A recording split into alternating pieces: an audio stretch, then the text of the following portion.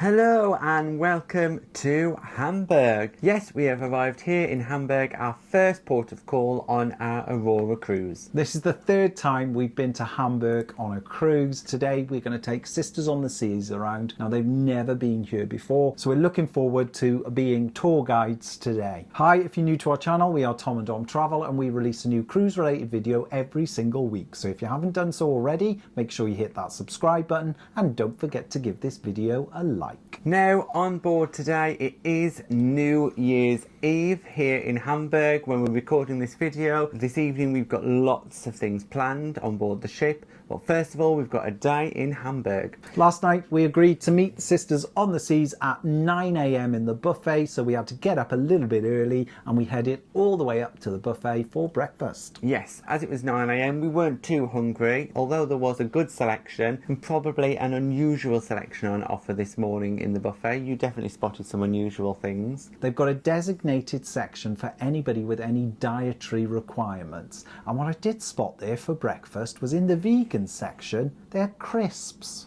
For breakfast. Unusual breakfast choice, definitely. We didn't go for crisps, we went for cereal instead. Yes, we kept it quite light this morning. Both had crunchy nut with the milk that's included in the buffet, and off we went really. The buffet was incredibly busy. I think everybody else had the same idea. Get off the ship early so you can be back on the ship and get ready for this evening's New Year's Eve celebrations. After a very quick breakfast, we all decided to disembark the ship and head off into Hamburg straight away. So I think we were off the ship around about 9:30. P&O have offered us a shuttle bus. It will cost £5 each way. Now, where the ship is docked today is completely different to where we've been docked in the past, because just over the water where we usually dock is MSC Euribia. We've had to dock a little bit closer to town. Yes, we have docked a little bit closer to town, which means some things are within walking distance. So that's exactly what we did. We got off the ship, no hassle at all. We exited the terminal and turned right, walked along the river. The first thing we came across was the market. Not far from where Aurora's docked was the central fish market, so there was lots and lots of fish available from these market stalls. The market was packing up as we were walking through it, but there were still plenty of stalls there and it was still rather busy. Continuing along the river, there is also the U-boat museum, which was still closed because it didn't open till 11 AM here on a Sunday. It's important that we tell you we are here on a Sunday, so that does mean, due to trading laws in Germany, that most shops will stay closed. We continued to walk along the waterfront towards the Elbe Tunnel. Once we reached the tunnel, it took us about 20 minutes to walk there. The tunnel is free to enter and it is a great experience. So if you haven't been in the tunnel before, we definitely recommend you do.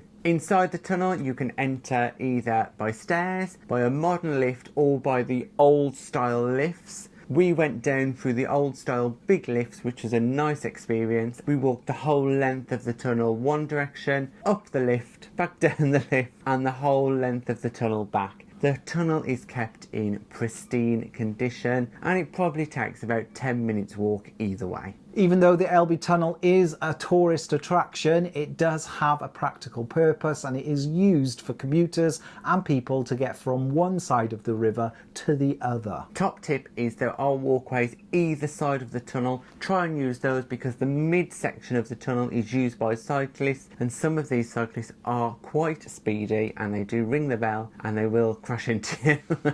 We did see some near collisions. So we made our way across the river and then back and then exited the Elbe Tunnel from where we entered it, really. You can't miss the building. It's very traditional. It's definitely something to do if you're in Hamburg. The easiest way to find the tunnel, if you are looking on it on maps, is Google the Hard Rock Cafe in Hamburg. It is located right next to the tunnel and it is much easier to find if you put in the Hard Rock Cafe rather than the tunnel itself. We then decided to continue walking across the seafront to St Michael's Church. Now, we have visited previously and gone underneath the church where you'll find crypts. Yes, so we did the crypt experience at Halloween on our MSC cruise, so if you want to see that, have a look at our MSC Preziosa vlog series, but this time we just went into the main church itself, which was fully decked out for Christmas and had the most spectacular Christmas tree that smelled absolutely beautiful. Yes, we're here on the 31st of December, so some of the Christmas decorations are still up in Hamburg. There were lots of people in the church. There were a number of excursions from MSC Euribia, and the church does ask for donations. If you'd like to go up the tower or into the crypt, you do have to buy a ticket, which you can get from the visitor centre,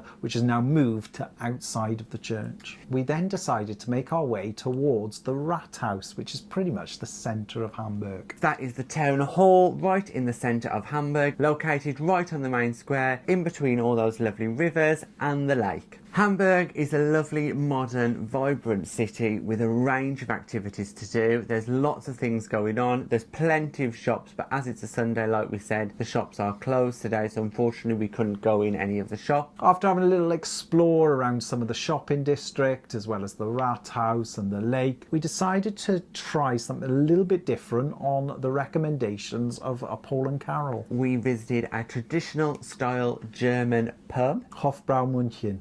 Yeah, I didn't want to try and say it, so well done, Dom. That is probably as close as we're going to get. Inside, it is designed very traditionally. The staff are dressed in traditional German outfits. The inside layout is all benches, and you can have those fantastic steins of beer. Because it was New Year's Eve, it was very, very busy, so we did have to ask if there was any table availability. Unfortunately for us, they managed to squeeze us in because we were only staying for an hour and a half. Because we were in Hamburg and we were in this authentic German beer house, I had to go for a stein of beer. So that's essentially a litre of lager, and wow, it was incredibly heavy. The rest of us were not quite brave enough, so we had the smaller version, but we all did try a traditional German drink. In addition to that, we decided to treat ourselves and have a little bit of food as well. And because we were in Germany, we all tried the Wurst, the sausage. I had a currywurst sausage, which is essentially a huge sausage with curry sauce. It was like a fruity curry sauce around it, along with some fries. I went for some sauerkraut, some grilled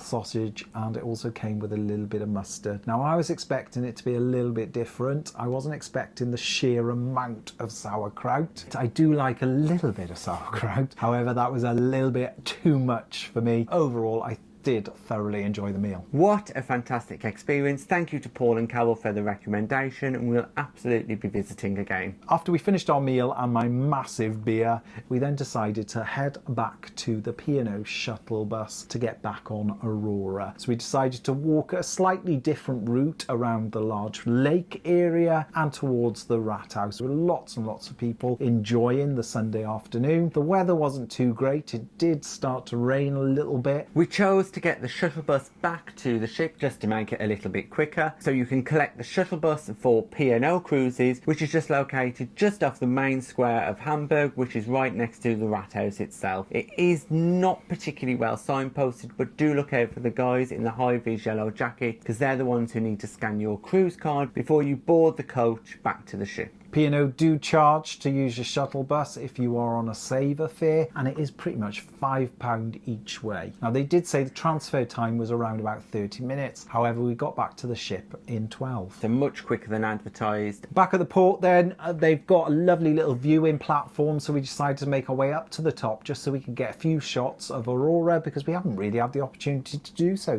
far. Even though it was a pretty cloudy, dull day, we did manage to grab a couple of shots of Aurora from the outside, which is great. Now, the viewing platform location is up a set of steep stairs, so bear that in mind because it is quite a walk to get to the top. Getting back on Aurora was a straightforward process. There was no queues, security, we just breezed through, and in no time at all we were back on board. So we headed straight back up to Raffles because we were a little bit thirsty. Myself and Tom decided to have a couple of glasses of wine, and then we looked at the time and we realised it was around about 4 o'clock, and our evening meal reservation for New Year's Eve was at 5:30. Now, on New Year's Eve they give you 2 options, so you only have 2 set dining options on New Year's Eve. The same happened to us last last year, where they split you 5:30 or 8:30. One was probably a bit early for us, one is a bit late, so we went for the earlier option out of the two, till 5:30, so that did mean we had to head back to our cabin straight away to get ready for this evening. Prior to boarding the cruise, we did receive an email asking us to fill in our preferred dining time for New Year's Eve. We chose 5:30 and we did ask for a table for 2. Now unfortunately they've put us on a table for 6, so we'll see how that goes. We did get a little note in the cabin with the reservation under our door yesterday, and we do have to bring that with us this evening. This evening is New Year's Eve, which means it is a celebration evening on board, therefore formal night. Before we got changed and ready for formal night, we headed up to the laundry quickly just to give our shirts a once over with the iron. Now the laundry was not available for washing and drying clothes due to port restrictions, but the irons were available, so that was lucky for us because our shirts did need a quick iron. Aurora's got a number of laundrettes on board. The one we went to was on deck 9. It had a number of washers, a number of dryers, and also 4 irons and ironing boards. If you do want to wash your clothes, P&O don't charge, which is brilliant. With our freshly ironed shirts, we made our way back to our cabin to get ready for celebration night. And unfortunately, the problems with our cabin just got worse. Yes, Carmen's is located below us, which is a show lounge on board Aurora, and it has been closed until today, and it is the first night that it's going to be open of this cruise. What we have discovered is that we can hear every single thing in Carmen's, word for word, note for note. The cabin itself is vibrating with the bass. There seems to be no soundproofing at all. It's genuinely one of the noisiest cabins we have ever stayed in. Now normally we'll just get on with it. We don't like moaning, we don't like whinging, but genuinely it's having a really detrimental impact on our cruise experience. It's horrific, to be honest with you. The fact that we have to sit with our curtains closed even though we booked a sea view with no sea view, and now we've got the noise coming from Carmen's, which means we can't have our TV on even because the noise of Carmen's is louder than the TV. So strange. It is. Do not book this cabin. No. If you get this cabin, request to be moved is the best thing we can say. We shall see what happens, because we still haven't heard anything from our initial complaint. No. So anyway, we got dressed and we made our way down to the Medina Restaurant for our celebration meal. When we got there, as you can imagine, there were huge queues for everybody trying to get into the restaurant at bang on 5:30. I think if we were to do it again, we'd most probably arrive maybe 5-10 minutes after that time. Yeah, it's worth just hanging on a couple of minutes because everybody wants to get in and seated at 5:30, which does create a bit of a bottleneck. But within 5-10 minutes, everyone's in the restaurant and it's much easier to access. So once we were in the restaurant, we had to show our reservation and then we were escorted to our allocated table. Now the table was for 6 people. There was another couple on there who were absolutely lovely, really nice, and we chatted to them for most of the evening. However, the other 2 people that were supposed to be sharing our table didn't turn up. So both ourselves and the other couple that we did end up sharing with had requested a table for 2. We requested a table for 2 not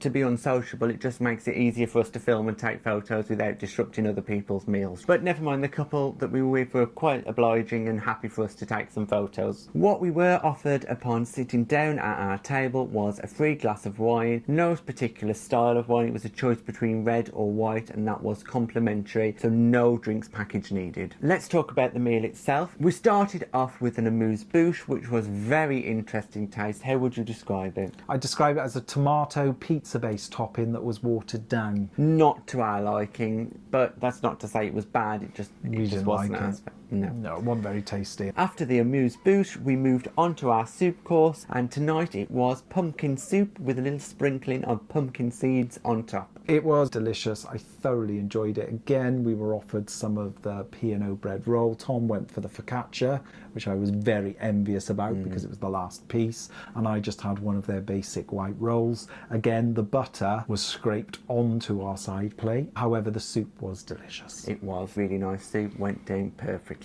Then we had the sorbet course, and it was the Cœur Royal, and I've got to say it's one of the finest sorbets I've ever had. It was the perfect taste of a Key Royale. Went down perfectly. On the table there were also a number of Christmas crackers, and inside there were a number of little paper ornaments, whether it was a Christmas pudding, a Christmas tree or a star, and a joke as well as a hat, which nobody wore.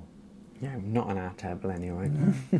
After the sorbet course, it was then on to the main, and I went for the beef fillet, and I've got to say I thoroughly enjoyed it. It was incredibly tasty. It had some potato and some vegetables. I thoroughly enjoyed it. However, I did come away from it thinking I could have had just a little bit more. It was a rather skimpy portion. I went for the rack of lamb. Now, it was 2 small pieces of lamb, really. I probably could have done with a third, but the lamb that I did get was exceptionally tasty, cooked perfectly to how I like it. Once again, with the potatoes and some veg, very, very good. And then we were on to our dessert course. Now, there were a whole range of different desserts. Because I was still feeling a little bit hungry, I thought, oh, I'll bulk up on a cheese plate. They're festive cheese plate. As described, it came with some fine cheese biscuits and some smoked oat cakes. So I'm very looking forward to trying these fine cheese biscuits. Lo and behold, my cheese plate arrived, and it was exactly the same as the one I had on day one. Yeah, there was no fine biscuits or smoked oat cake to be seen. 2 digestives and 1 Jacob's cream cracker. I've never heard them described as fine cheese biscuits. No, I think you did not get what was described on the menu. A little bit disappointed. And I went for the dark and milk chocolate teardrop. Yes, it was tasty. The consistency was quite unusual, but I did really enjoy it. To round off the meal, we were offered teas and coffees. I had a coffee along with our table mates, and they brought us some little chocolates to finish off the meal. The chocolates were delicious. I chose to just stay with my wine. And that was our festive New Year gala meal. To sum it up, it was reasonably good. We probably would be happy to have it again. The only thing really that let it down was the size of the portion of the main meal. We could have done with just a little bit more. Overall, we were in the main dining room for about an hour and a half. It wasn't too long at all, considering there were 5 individual courses. And the feel of the main dining room itself did feel a lot emptier than we were expecting. Yes, we've done festive meals before on other cruises, and they felt a lot busier. After dinner, the first thing we did was we went into Carmen's. As we previously said, tonight is the first night that Carmen's is open, and we went in there and Pulse was playing. It was incredibly busy. There were lots and lots of people. There were no spare seats, but fortunately, Sisters on the Seas, who coincidentally have got a late dining reservation, had saved us a table. Now, the Pulse set we had heard before because we'd heard it earlier on in the night when they were practicing, so we knew what songs were coming next because we could already hear it word for word in the cabin, as we explained. But the atmosphere in there was great. It is a lovely venue. It's just such a shame that we can hear everything from our cabin. It did take us a little while to order and get a drink. In the end, Tom had to go up to the bar and try and flag down one of the waiters. So that first hour or so in Carmen's was busy, but after that, as people started moving off to head towards dinner, then it quietened down. At that point, we decided then perhaps it's a good time to move on because we'll be able to get a seat in another venue. So we headed over to Masquerade to have a little look at the dancing that was going on. Now, this gave us a much more traditional feel of a cruise. There were lots of sequence dancing, ballroom dancing, various songs. It was really nice to sit there and watch. No, we didn't join in, but maybe we should do a dance lesson or so. We also quickly popped into Champions, so that is the pub that's on board. It's located right next to the casino, and they were doing a pub quiz. It wasn't particularly busy in there. I think a lot of people were at dinner or in other venues across the ship. However, we could see why it is a popular spot on board. We also then headed up to the Crow's Nest, so we are making a tour of all the venues here at New Year's Eve on Aurora. We headed up to the Crow's Nest where there was a 1920s style band. Now, it was a 5-piece band playing 1920s style music, all in their lovely outfits. That gave it a really nice feeling, the Crow's Nest, and like we've said before, the Crow's Nest is one of our favourite venues on board. Fortunately, during the second sitting for dinner, the bars and venues around Aurora were very quiet, so we didn't find any difficulty in ordering drinks or even finding a seat, which we both thought was really great. After a few drinks in the Crow's Nest, it was then time to head down to the theatre for the 10:30 show. Tonight it was the Blue Jays, who are a 50s, 60s inspired group. Yeah. Now, the Blue DJs were exceptionally popular on board. I think it really fits the demographic. Certainly me and Dom didn't know all the songs they were performing, but the demographic that are on board Aurora, so bearing in mind it does tend to sway older here on Aurora, definitely enjoyed all that 50s and 60s music. It was from the likes of Elvis, Buddy Holly, others that I can't remember. It was rock and roll style music, and it was very, very popular, to the point where we had people in the aisles air guitaring, really enjoying themselves. And to be fair, the 4 guys that were on stage were fantastic to watch. They put on a show. The lead guitarist even popped off the stage a number of times and made his way over the chairs into the audience. It was a great performance, a really good show, and as Tom said, the people on board absolutely loved it. They were up on their feet, screaming, cheering, hooting and hollering. Really great experience. Well, after the theatre, the time was now roughly about 11:15, so what we did, we headed out to the aft of the ship. We got some photos with the 2024 sign before everyone else arrived. We also got a couple of drinks in preparation for it to be exceptionally busy later on, and because our cabin is located so close, we brought those back to the cabin and popped those into our mini fridge while we put on our coats and headed outside for the main event. The main New Year's Eve celebrations were on the aft of deck 8. They'd opened the outdoor bar. It was incredibly cold,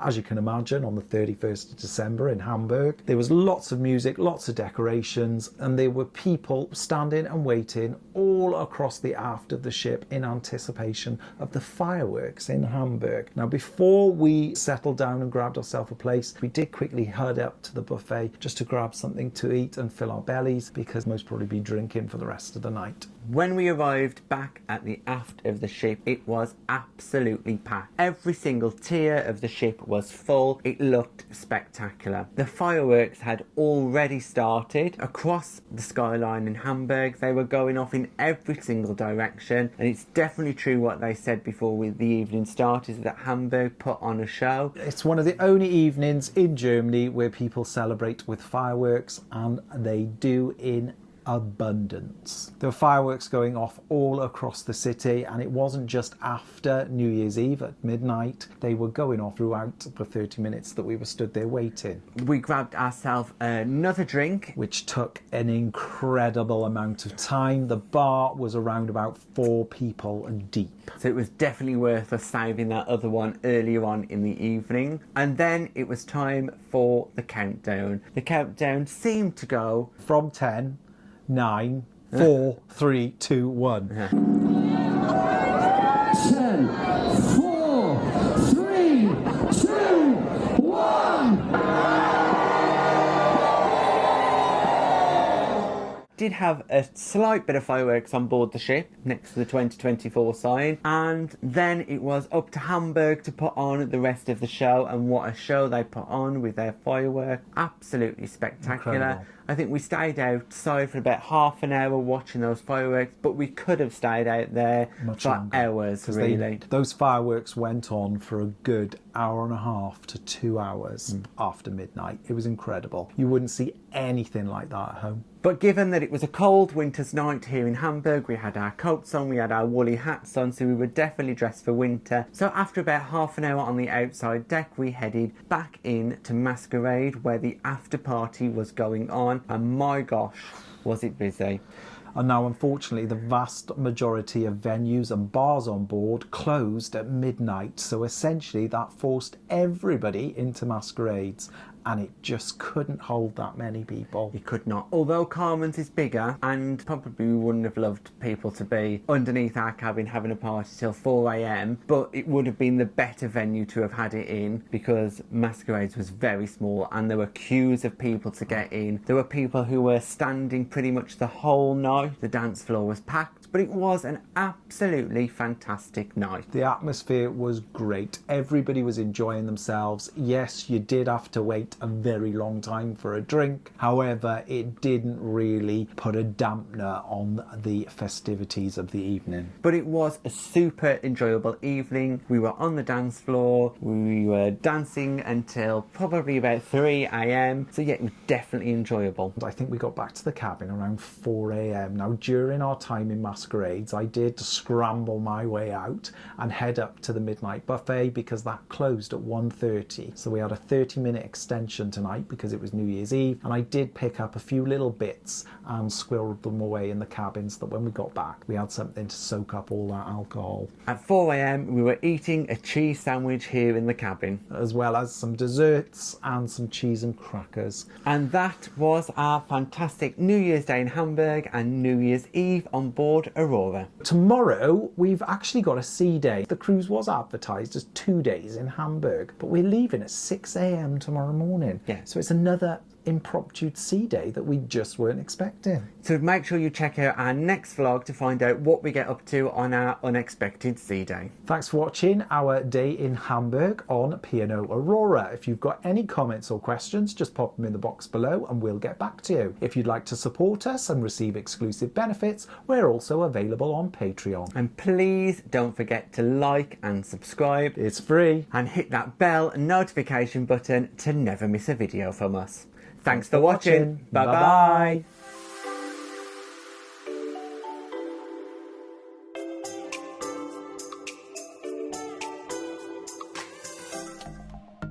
Thanks for watching. We've got lots more content available on our YouTube channel, so press that subscribe button. If you're interested in receiving daily updates, we're available on most social media platforms. Just search for Tom and Dom Travel.